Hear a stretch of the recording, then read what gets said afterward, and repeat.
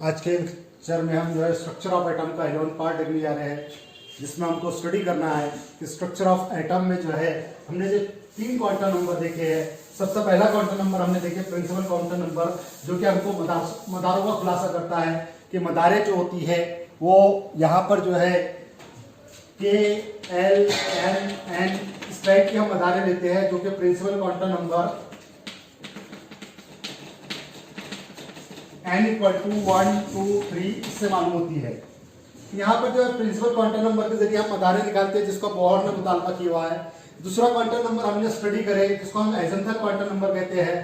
L जो निकालते हैं L equal to 0, L equal to 1, L equal to 2, L equal to 3। तो यहाँ पर s orbital, p orbital, d orbital और f ऑर्बिटल करके हमने मदारों के दरमियान में जितनी मदारें निकाली, जिनको हम ऑर्बिटल्स कहते हैं। फर्स्ट ऑफ ऑल हमने निकाले शेल्स, जिनको हम मदारें कहते हैं, के एल एम एन, जिसको प्रिंसिपल क्वांटम नंबर के जरिए मालूम किया गया। इसका खुलासा बोहर ने किया। फिर दूसरा हमने देखे जिनको हम ऑर्बिटल्स कहते हैं, इसको आइजेंथल क्वांटम नंबर के जरिए सोमरफेल्ड ने बताया, जिसमें मदारों के दरमियान में जो जितनी मदारें होती है जिनको ऑर्बिटल्स कहते हैं। यहाँ पर s orbital, p orbital, d orbital और f ऑर्बिटल, 4 तरह के ऑर्बिटल्स हमको हासिल हुए हैं मदारों के दरमियान में। फिर उसके बाद में हमने देखे कि इन मदारों के दरमियान में जो ऑर्बिटल्स रहते हैं, तो इन ऑर्बिटल्स के दरमियान में इलेक्ट्रॉन जो है मैग्नेटिसी हरकत करते हैं, जिसको हम जो है मैग्नेटिक क्वांटम नंबर कहते हैं। मैग्नेटिक क्वांटम नंबर तीसरा वाला थर्ड निकाले हमने। पहला प्रिंसिपल क्वांटम नंबर, दूसरा आइजेंथल क्वांटम नंबर और तीसरा मैग्नेटिक क्वांटम नंबर। इसको स्मॉल m से वाज़ेह करें तो यहाँ पर स्मॉल m जो है ये m equal to 2l plus 1 इस फॉर्मूले से हमने निकाले कि ये m जो वैल्यू होता है ये -l टू 0 प्लस l के बीच में वैल्यू होता है स्क्रीन पे। तो यहाँ पर हमने देखा कि s ऑर्बिटल के लिए l इक्वल टू 0 है, तो s ऑर्बिटल के लिए यहाँ पर l इक्वल टू 0 है, तो इसका कोई यहाँ पर सब ऑर्बिटल नहीं है, नन सब ऑर्बिटल। कि ये नॉन डायरेक्शनल है, गैर सिंथी होता है, इसका स्फेरिकल शेप है, गैर सिंथी है। तो L इक्वल टू 0 ने s ऑर्बिटल के अंदर कोई भी ऑर्बिटल वहां पे मौजूद नहीं होता। उसके बाद में हमने p ऑर्बिटल के लिए L इक्वल टू 1 कीमत लिए, तो p ऑर्बिटल के लिए यहाँ पर m की 3 कीमतें मिली, और 3 कीमतें कौन सी है? -1, 0, 2 प्लस 1, ये 3 कीमतें हमने यहाँ पर लिए। तो इसके 3 ऑर्बिटल मिले, px, py, pz, 3 ऑर्बिटल्स मिले। तो उसको हमने इसको कहा 3 डायमेंशनल 1। इसे क्या कहा हमने? 3 डायमेंशनल है।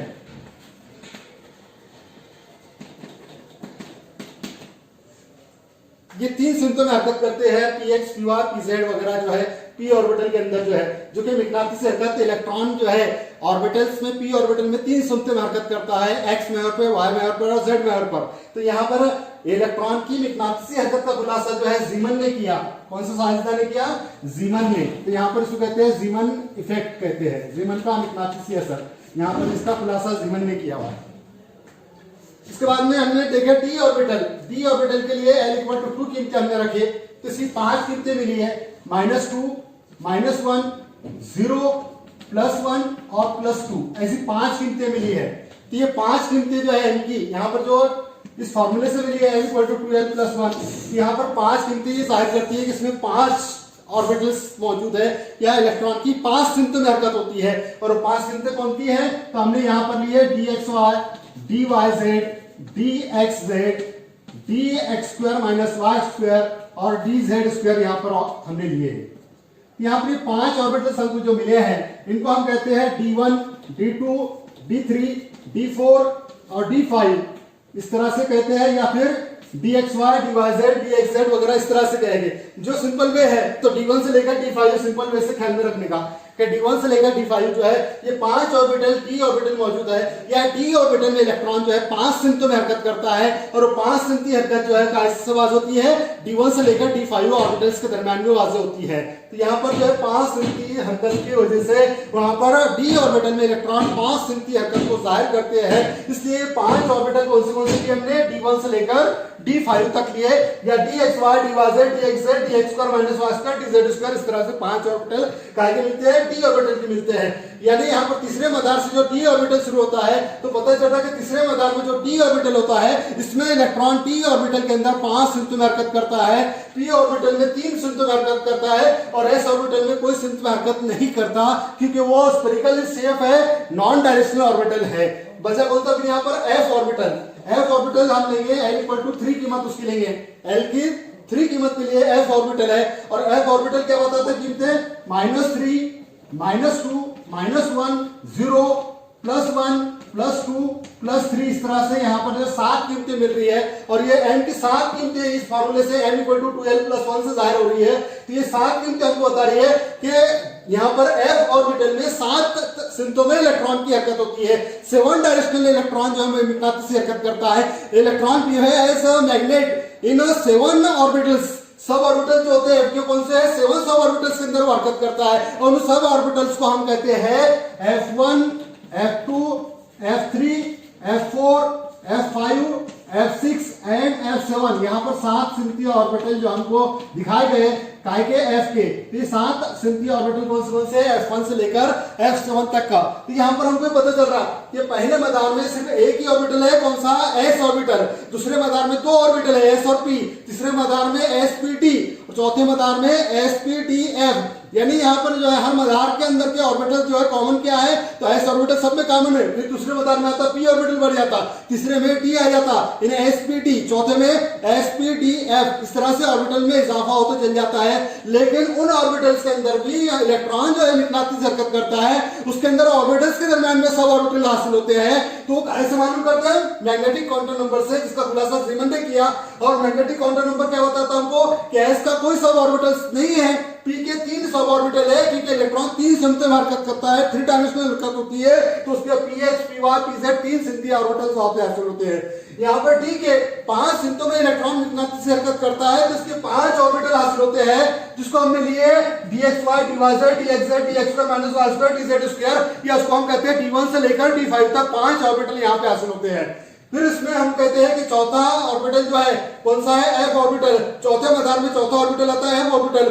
f ऑर्बिटल जो है इसकी मैग्नेटिक हरकत जो है 7 सिंकों में हासिल होती है, तो 7 डायरेक्शनल कैरेक्टरिस्टिक्स को जाहिर करता है, इसलिए वहां पर 7 सब ऑर्बिटल्स के हासिल होंगे, और 7 सब ऑर्बिटल कौन से हैं, f1 f2 f3 f4 f5 f6 f7 तक का वहां पे ऑर्बिटल जो है हासिल होते हैं, जिनको हम सब ऑर्बिटल्स कहते हैं। तो चौथे मैदान में सब ऑर्बिटल कौन सा आ गया, f आ गया, इन्हें s आएगा, p आएगा, d आएगा और f आएगा। इन्हें हर मैदान के अंदर क्या हम कहेंगे कि पहले मैदान में एक ही ऑर्बिटल है, दूसरे मैदान में 2 ऑर्बिटल है, तीसरे मैदान में 3 ऑर्बिटल है, चौथे मैदान में 4 ऑर्बिटल है।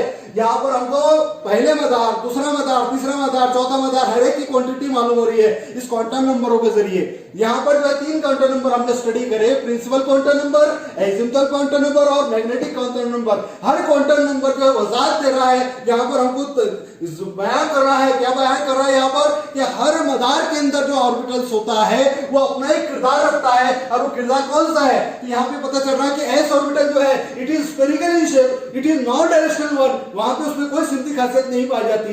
लेकिन p ऑर्बिटल जो कि 3 सिंथी खासियत को जाहिर करता है, जिसमें x में और y में और z में वो सिंथी खासियत को जाहिर करता है, यानी px py pz 3 सिंथी मैग्नेटिक हरकत उसमें हासिल होती है।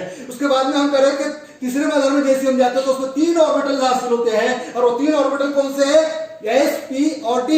s ऑर्बिटल नॉन डायरेक्शनल है, उसका कोई सब ऑर्बिटल नहीं है, p ऑर्बिटल के 3 सब ऑर्बिटल है, ph py pz, लेकिन साथ में तीसरा ऑर्बिटल आ जा रहा है, उसका नाम है d ऑर्बिटल।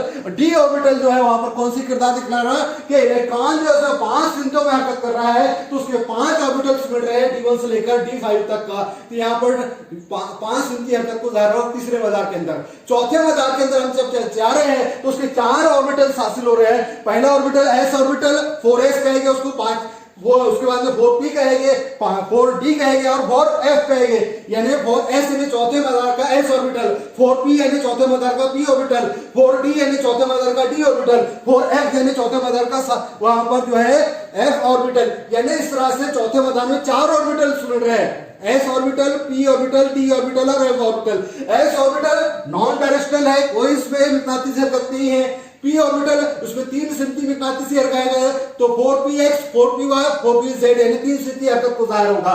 चौथे मदार का d ऑर्बिटल जब हम लेंगे तो 4d1, 4d2, 4d3, 4d4, 4d5 इस तरह से इलेक्ट्रॉन जो है d ऑर्बिटल में 5 स्थिति में हरकत करेगा चौथे मदार के अंदर के। फिर उसके बाद में हम चौथे मदार में ही जा रहे हैं, उसमें का f ऑर्बिटल, तो उसको हम कहेंगे 4f1, 4f2, 4f3, 4f5, 4f6, 4f7 यानी इस तरह से f1 से लेकर f7 तक चौथे मदार में यहाँ पर हम, तो हर एक मदार के अंदर आने वाले ऑर्बिटल का खुलासा यहाँ पे हो रहा है मैग्नेटिक क्वांटम नंबर के जरिए। मैग्नेटिक क्वांटम नंबर, हेज़ेल्टन क्वांटम नंबर और प्रिंसटन क्वांटम नंबर, हर क्वांटम नंबर जो है मदारों में के आने वाले ऑर्बिटल्स, उसके अंदर के आने वाले सब ऑर्बिटल्स का खुलासा कर रहा है।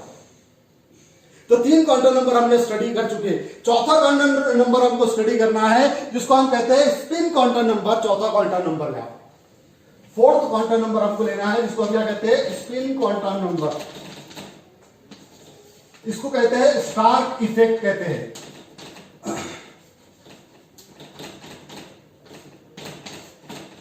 स्टार्क करके जो है साइंसदान ने बताया, इसलिए इसको स्टार्क का असर कहते हैं।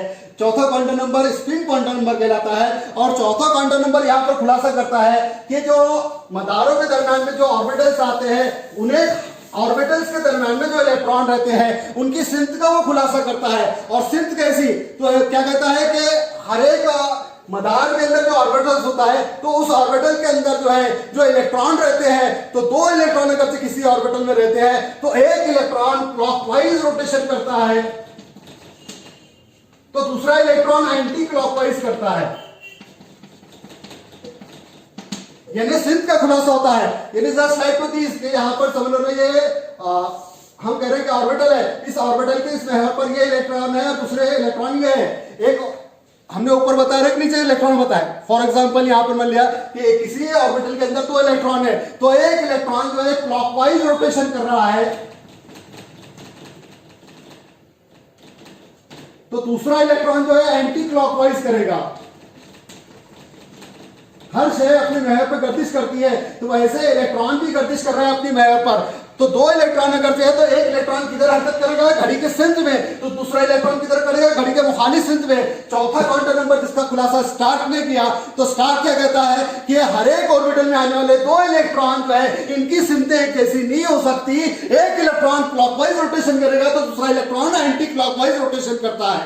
यानी यहाँ पर इलेक्ट्रॉन की स्थिति की वजाहत हो रही है, और स्थिति तो ये बता रही है हमको कि इलेक्ट्रॉन जो है क्लॉकवाइज और एंटी क्लॉकवाइज रोटेशन करते हैं। इन्हें 2 इलेक्ट्रॉन एक जैसे नहीं हो सकते। सिंथ के हिसाब से अगर हम कर रहे हैं तो सिंथ यानी यहाँ पे सिंथ का खुलासा ये होता है, उसका मुशाहिदा ये होता है कि एक इलेक्ट्रॉन क्लॉकवाइज रोटेट होगा तो दूसरा इलेक्ट्रॉन एंटी क्लॉकवाइज होगा। फिर यहाँ पर हमारे माइंड में, हमारे जहन में क्वेश्चन अराइज होता है कि 2 इलेक्ट्रॉन, एक क्लॉकवाइज रोटेट कर रहा है और एक एंटी क्लॉकवाइज रोटेट कर रहा है, एक घड़ी की स्थिति में घूम रहा है और दूसरा घड़ी के मुखालिफ स्थिति में घूम रहा है, तो क्या फिर दोनों एक दूसरे से आकर टकराएंगे? यहां पर इस क्वेश्चन का आंसर जो है हमको ही देना पड़ेगा कि 2 इलेक्ट्रॉन जो है जो रोटेट करते हुए एक दूसरे के सामने आ जाएंगे, ये दोनों जब एक मकाम पे करीब आ जाएंगे तो इन दोनों के दरमियान में क्या कोलिजन होगा, टकराव होगा। तो यहां पर हमको ये आंसर ये देना पड़ेगा कि 2 इलेक्ट्रॉन के दरमियान में there is no collision at all, वहां पे टकराव नहीं हो सकता। वहां पे टकराव क्यों नहीं हो सकता? जैसे एग्जांपल मैं आपको बताता हूं कि बारिश के मौसम में अक्सर जो है जब 2 बादल एक दूसरे के करीब आते हैं तो हम कहते हैं कि बादल टकरा रहे हैं, लेकिन एक्चुअली बादल कभी नहीं टकराते, क्योंकि बादल के अंदर क्या है, पानी के सालमात है, और पानी के सालमात इनमें क्या है, इलेक्ट्रॉन है। जब वो इलेक्ट्रॉन के क्लाउड वहां पे आते हैं एक दूसरे के सामने, तो इलेक्ट्रॉन जो कि मंफी बारदार होते हैं, निगेटिव चार्ज कैरियर होते हैं, तो निगेटिव चार्ज कैरियर जब एक दूसरे के करीब आएंगे तो उनके अंदर कौन सा अमल होगा, दैट इज रिपल्शन 1, वहां पे दिफा का अमल होगा। तो इलेक्ट्रॉन जैसे एक दूसरे के सामने आएंगे, अब बादल के अंदर तो कई सारे हजारों इलेक्ट्रॉन है, लाखों इलेक्ट्रॉन है, जब वो एक दूसरे के सामने टू क्लाउड्स आते हैं तो क्लाउड्स के दरमियान में क्या होता है, टकराव नहीं होता, बादल नहीं टकराते, बल्कि क्या होता है, वहां पर इलेक्ट्रॉन की दीफा का बल होता है, और इलेक्ट्रॉन के दरमियान में इतनी दीफा होती है कि वहां से साउंड क्रिएट होता है, इसलिए हम कहते हैं कि बादल टकरा रहे। तो इसी तरह से यहां पर जब दो ऑर्बिटल में इलेक्ट्रॉन आ रहे हैं तो एक इलेक्ट्रॉन घड़ी की स्थिति में घूमता आ रहा, दूसरा घड़ी का मुखालिफ स्थिति में आ रहा, ये एक दूसरे के करीब आएंगे लेकिन एक दूसरे से टकराएंगे नहीं। क्यों नहीं टकराएंगे? क्योंकि वहां पर उनमें निगेटिव चार्ज है, मुशाबा बार है, और मुशाबा बार होने की वजह से उनमें कुव्वत दिफा होगी, वहां पे टकराव नहीं होगा, दिफा का अमल होगा, यानी यहाँ पे डायरेक्शन चेंज हो जाएगी, जो क्लॉकवाइज आएगा वो एंटी क्लॉकवाइज चला जाएगा, और जो एंटी क्लॉकवाइज आएगा वो क्लॉकवाइज चला जाएगा, यानी इलेक्ट्रॉन के दरमियान में टकराव कभी हो नहीं सकता। There is no collision at all in between the two electrons because electron are same charge carriers. Electron जो मुशाबा बारदार होते हैं, इसलिए उनके दरमियान में टकराव कभी हो नहीं सकता। यहाँ पे चौथा क्वांटम नंबर हमने इसको कहा स्पिन क्वांटम नंबर, जो ऑर्बिटल में आने वाले दो इलेक्ट्रॉन के बारे में बताता है कि एक क्लॉकवाइज रोटेट होता है तो दूसरा एंटी क्लॉकवाइज होता है। इस तरह से हम बताते हैं, क्लॉकवाइज रोटेशन ये, एंटी क्लॉकवाइज रोटेशन ये, इलेक्ट्रॉन की दो स्थिति वहां पर हम कह रहे हैं। ठीक है, बाकी पार्ट हम नेक्स्ट पीरियड में देखेंगे।